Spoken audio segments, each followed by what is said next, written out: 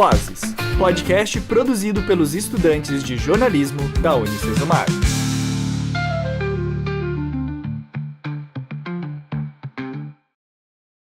Olá, pessoal. Sejam bem-vindos ao nosso podcast.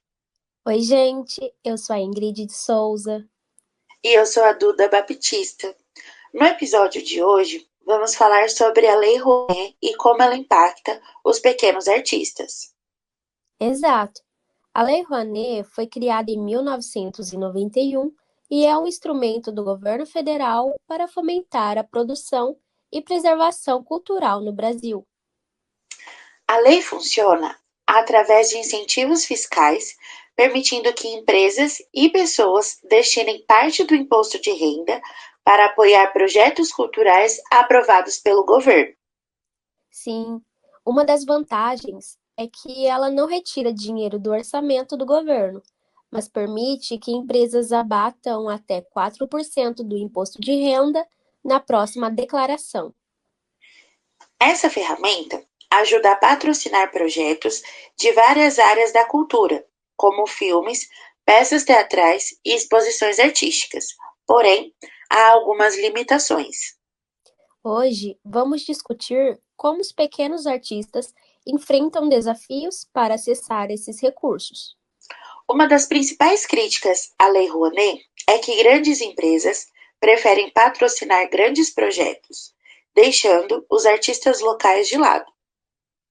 Isso afeta bastante os iniciantes e menos visibilizados, já que apenas 10% dos recursos da Lei Rouanet vão para pequenos artistas. Além disso, a estrutura da lei tende a beneficiar grandes projetos que trazem retornos imediatos para as empresas, dificultando a captação de projetos menores. Há também a competição com a Lei do Audiovisual, que oferece incentivos fiscais de até 3% do imposto de renda devido, criando uma disputa por recursos. Essa competição entre as duas leis limita os recursos disponíveis e concentra o patrocínio em grandes projetos, dificultando o acesso dos iniciantes. Para melhorar o acesso, seria ideal promover mais a divulgação de projetos menores e incentivar a participação de pessoas físicas e empresas. Vale lembrar que pessoas físicas só conseguem reduzir se optarem pela declaração completa do imposto de renda, o que é um desafio, pois muitos escolhem a declaração simplificada, certo? Exato. Além disso, os projetos precisam captar ao menos 20% do valor total antes da liberação dos recursos, que é um obstáculo a mais para quem está começando. Embora a Lei Rouanet seja fundamental, ela precisa de reformas para garantir oportunidades iguais para pequenos e grandes nomes da cultura. Você está sintonizado no podcast Vozes.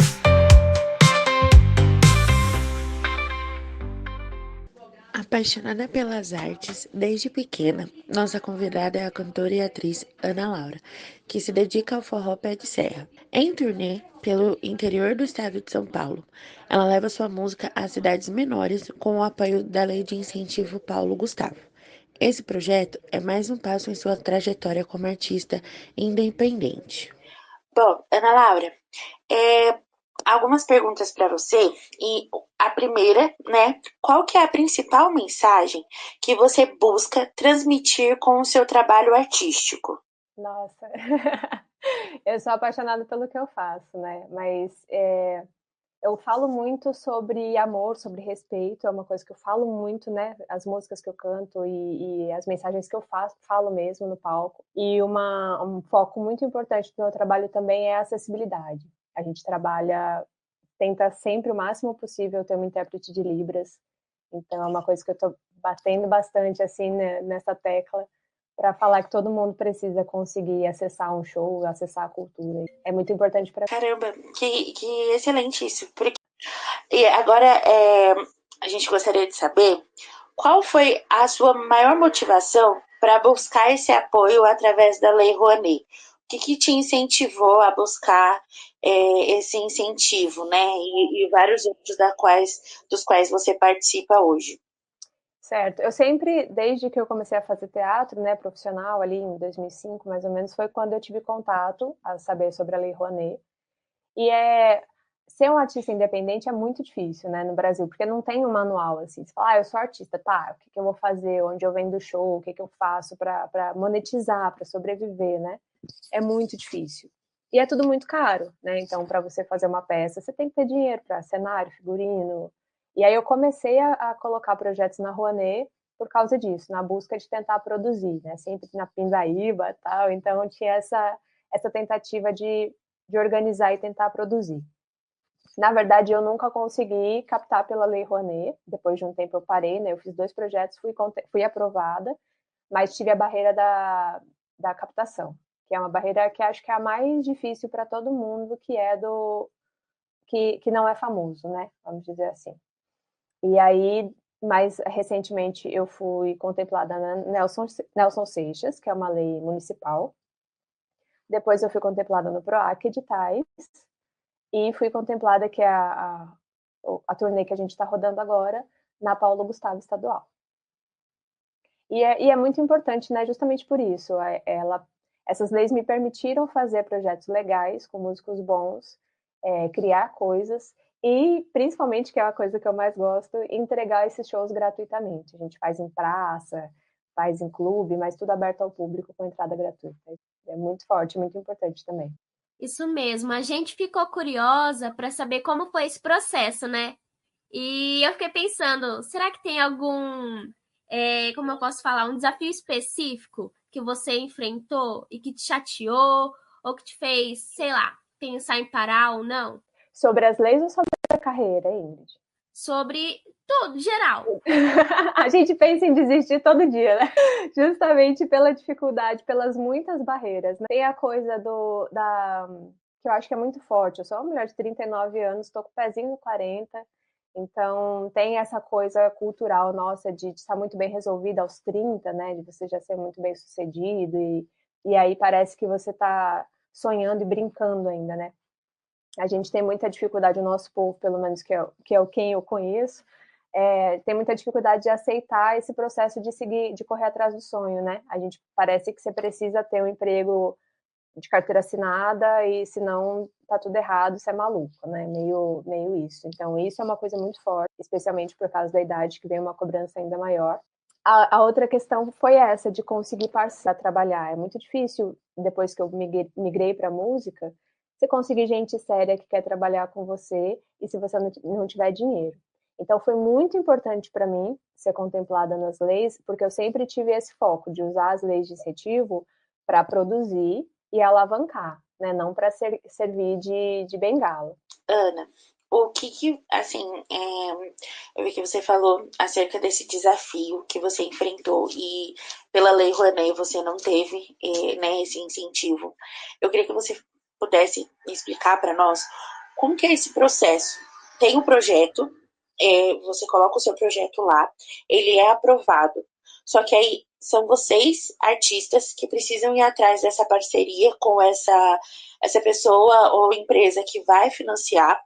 E o que você encontrou, assim, de críticas relacionadas a isso, acerca de empresas que não quiseram patrocinar, não quiseram incentivar, e até mesmo pessoas, porque as pessoas conseguem, através do imposto de renda, bancar, né, incentivar essa lei.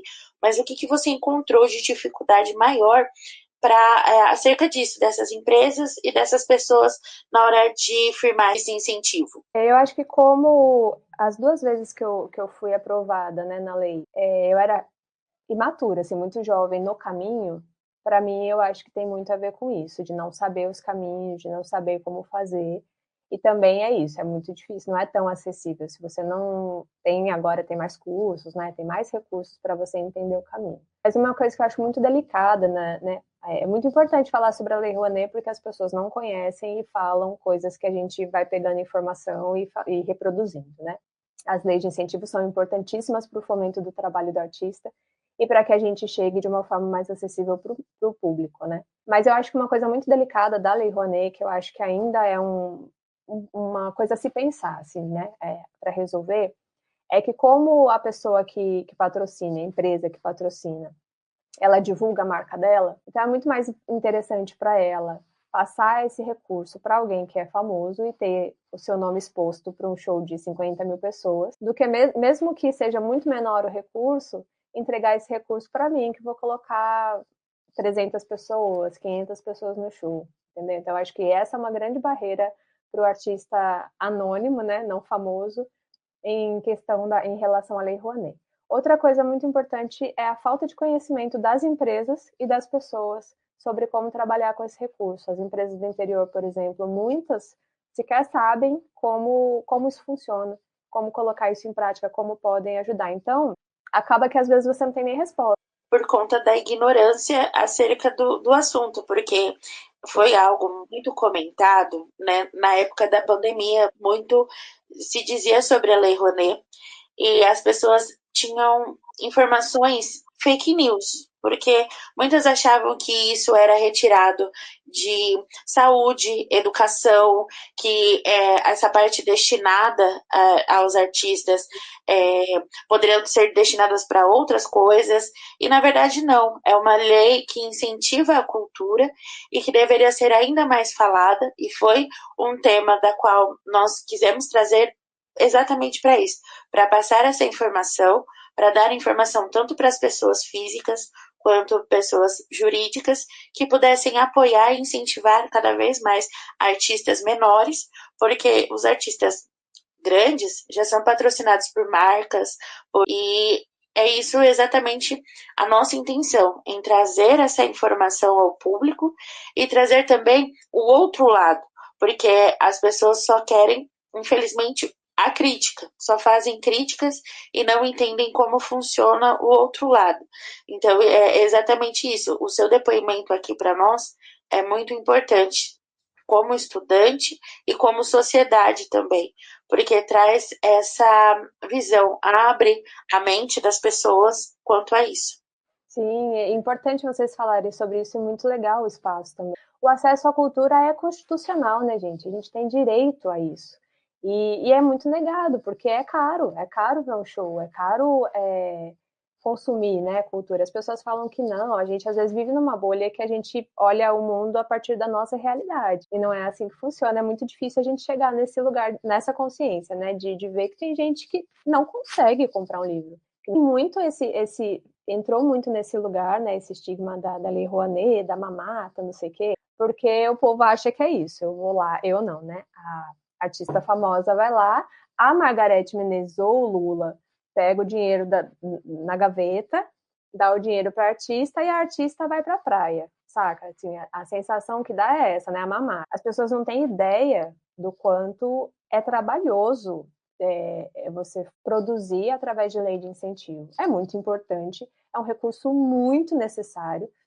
Então, as pessoas precisam entender um pouquinho que a Lei Rouanet é um recurso necessário e importantíssimo e que a gente trabalha muito quando a gente tem um fomento. Eu fico aqui doida, porque assim, é super burocrático, você precisa entregar nota, não é, peguei dinheiro e vou passear.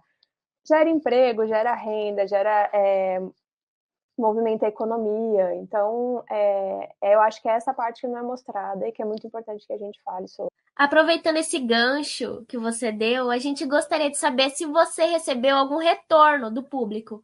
Algo que te emocionou, sabe? Nossa, muito, muito e sempre. A gente, no projeto do PROAC, a gente encerrou o projeto, eram também shows em praças, né, aqui em Rio Preto mesmo, então a gente pegou os distritos de Rio Preto, e encerrou com uma mostra de cultura nordestina, onde a gente deu espaço para artesãos da cidade, dançarinos, outros artistas se apresentarem sem nenhum custo e tal, então foi muito legal. E aí a gente recebeu feedback de muito... Aqui em Rio Preto tem bastante nordestino, graças a Deus, e a gente recebeu muito esse feedback de, cara, eu me senti em casa, é a primeira vez que eu fui em um evento e eu me senti pertencente àquilo, sabe? Eu senti a conexão com a minha cultura. E é um prazer, foi um prazer enorme conversar com você. Desejo todo o sucesso do mundo mesmo. Muito obrigada. gostaria de saber assim, as suas palavras finais, deixar o seu contato se você quiser, onde que as pessoas podem encontrar, né, o seu Instagram, tudo certinho, porque eu tenho certeza que isso vai trazer cada vez mais pessoas. Quero novamente agradecer a vocês pela oportunidade, pelo espaço. É sempre muito importante poder falar de cultura. Eu espero que quem ouvir, né, e que daqui para frente a gente tenha realmente cada vez mais orgulho do que é nosso, e a gente tenha consciência de quanta coisa boa a gente faz, porque parece que é muito difícil a gente aceitar, acreditar nisso. As pessoas também se permitam sonhar e correr atrás de seus sonhos. Não é fácil, não esperem um salvador, mas com bastante trabalho, com bastante dedicação é possível.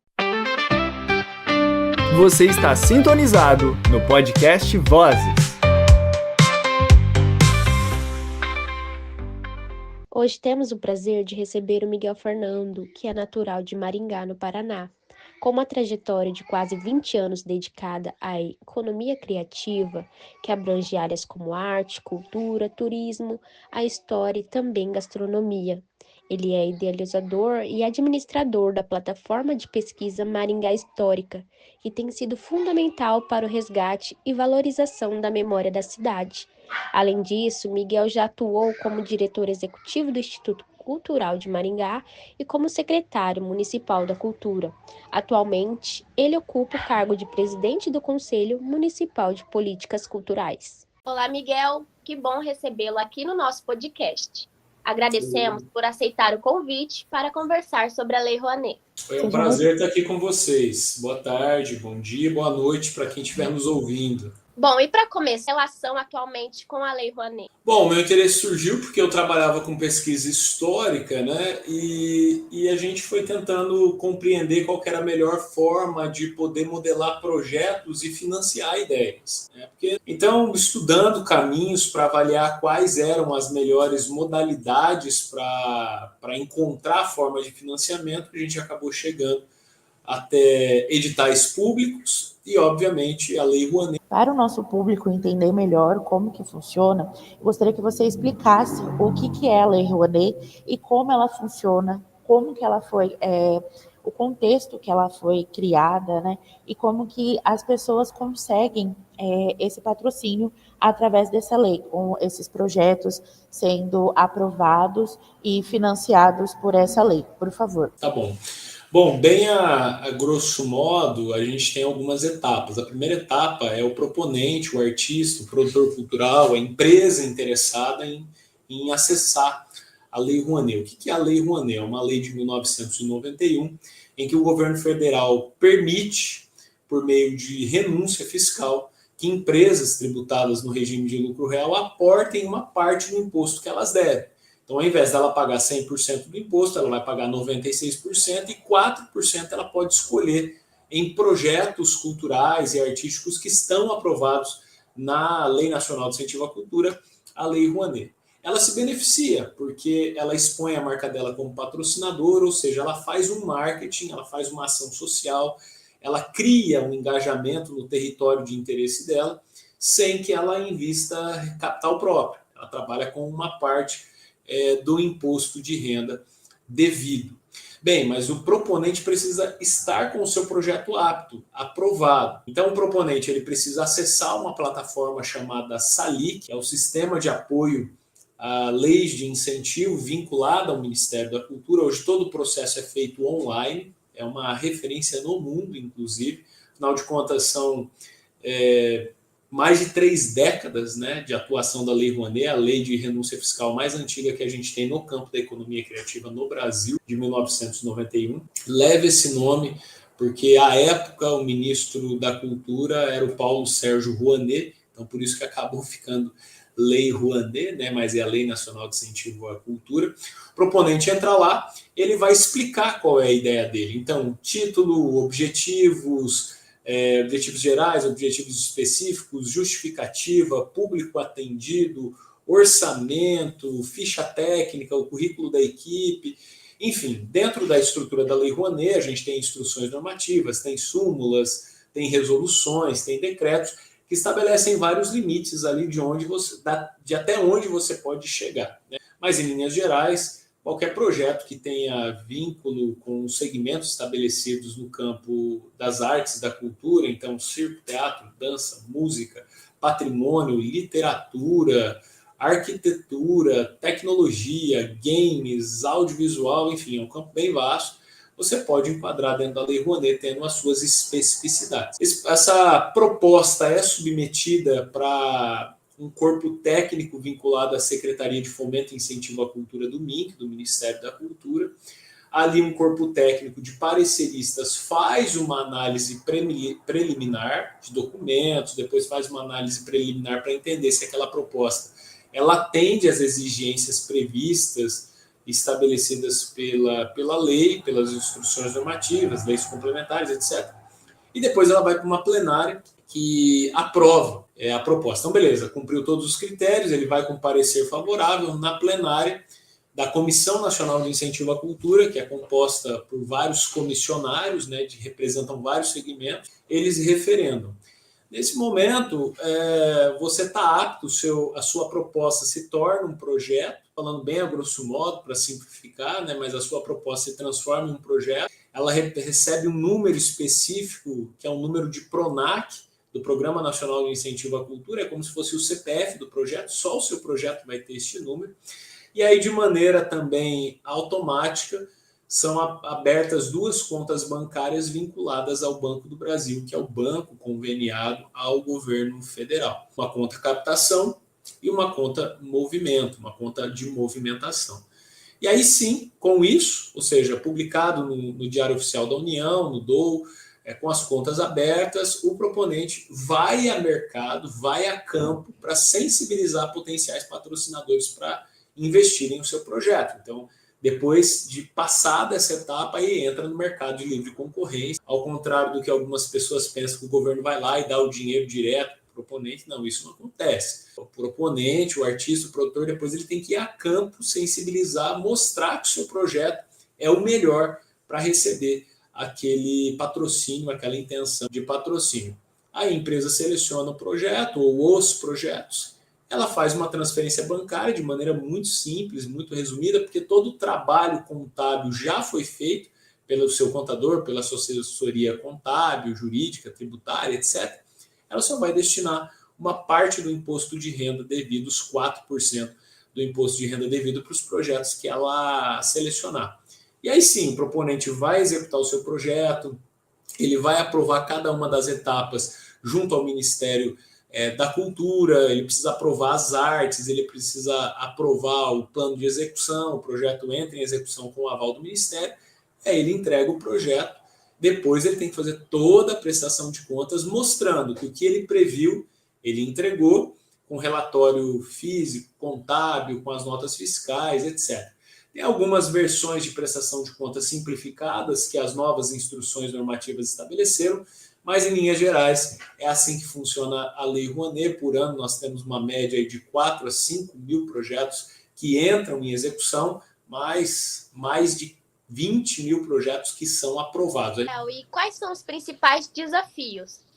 Relacionamento e aproximação com potenciais patrocinadores, porque quando a gente fala de empresas tributadas no regime de lucro real, a priori são... E claro, também tem um grande desafio para os artistas e para os produtores culturais, que é a questão burocrática, né? Porque a lei exige que você leia, que você conheça, que você se capacite, se profissionalize, e mais do que isso, que você dedique tempo para organizar a sua ideia. Ela realmente impacta o público em geral, consegue facilitar essa democratização da cultura para o público final, o consumidor final? Olha, é muito difícil esperar que uma única plataforma de fomento e incentivo à cultura vai resolver este problema, porque ele é muito mais profundo, muito mais amplo, né? E eu queria saber se existe uma percepção, né, de que a Lei Rouanet só beneficia artistas famosos, e eles realmente podem utilizar esse incentivo. Como que funciona esse Podem. processo? Eles podem. A lei, quando você tem uma lei federal, ela trabalha com o princípio da isonomia. Isso significa que todos são iguais perante o Estado, todos são iguais perante a lei. O que a lei faz é criar pesos e contrapesos ali. Então, ela vai estabelecer alguns limites. Então, as principais críticas que você acredita que essa lei enfrenta, e se existe algum ponto que você considera válido sobre essas críticas. Você ter a destinação de recursos acontecendo dentro do exercício contábil. Isso aqui é uma coisa mais técnica, mas é importante. A empresa ela tem que fazer a destinação do recurso ao projeto ou aos projetos que ela escolheu até o dia 30 ou 31 de dezembro. Geralmente dia 30 de dezembro. Né? É ali. A grosso modo, tem empresas que têm que destinar antes por conta de trimestral, então, mas empresas tributadas e que fazem recolhimento anual. Muitas vezes a empresa, primeiro, ela não tem 100% qual é o valor do imposto que ela deve, porque ela ainda não fechou o mês de dezembro, então ela faz a destinação desconsiderando o potencial que ela tem em dezembro. Muitas vezes a empresa não tem caixa disponível, mas só 4% do imposto. Às vezes a gente está falando de R$1 milhão, né? E a empresa vai faturar na virada do ano e o imposto ela pode pagar, às vezes, até abril do ano seguinte. Então ela vai falar, poxa, com a taxa de juros nesse valor que está hoje, né? Eu vou deixar esse dinheiro aplicado, rendendo, lá em abril eu pago o imposto, sobrou um pouco para eu já rodar o meu capital de giro. Então, deveria acontecer, assim como acontece, por exemplo, no Fundo da Infância e da Adolescência e no Pró-Idoso, que a destinação pessoa física pode acontecer no dia que o cara vai pagar um imposto de renda. Ou seja, lá em abril, maio do ano seguinte. Deveria ser o mesmo com pessoa jurídica, com as empresas. Sem contar que a gente está no meio de um início, de uma transição para reforma tributária, que vai começar a acontecer em 2026, deve terminar até 2030, ninguém sabe muito bem o que vai acontecer. E a gente está falando daqui 2 anos, ou seja, daqui 2 anos a gente já não sabe como é que a Lei Rouanet vai funcionar, porque não deve ter mais o imposto de renda da maneira como a gente conhece. Como é que isso vai impactar os projetos? Então tem muito desafio aí pela frente. E se você pudesse propor mudanças, o que você mudaria?